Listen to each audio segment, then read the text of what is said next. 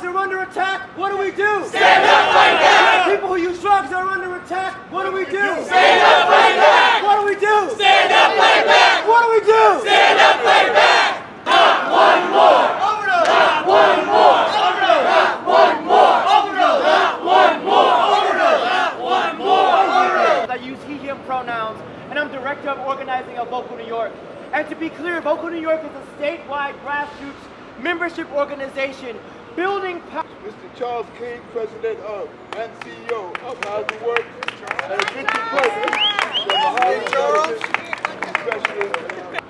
That the war on drugs, or the war on people in this country, is the most expensive and the longest war in American history, to the tune of over $1 trillion. A person who dies of an overdose is a mother, a father, a son, a daughter, a community member.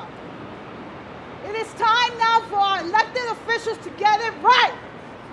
At the launch, the official launch in the United States of the war on drugs during the Nixon administration, that the criminalization of cannabis or marijuana and the criminalization of heroin was specifically about breaking up the anti-war left, the anti-Vietnam War left, and the radical black social movements. We're going to be opening an overdose prevention center on West 37th Street. We're going to be opening a second one on the Lower East Side.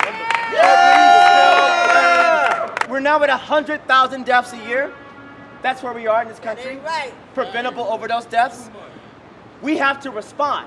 And the best way to respond to this crisis is through triage. And the triage is overdose prevention centers. The triage is buprenorphine and methadone, medication-assisted treatment. Housing Works saved my life.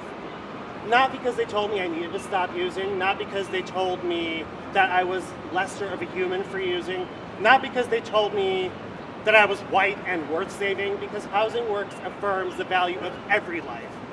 And that brings me to the point of this war on drugs. It has proven completely useless other than to oppress people that society wants to overlook as less than human.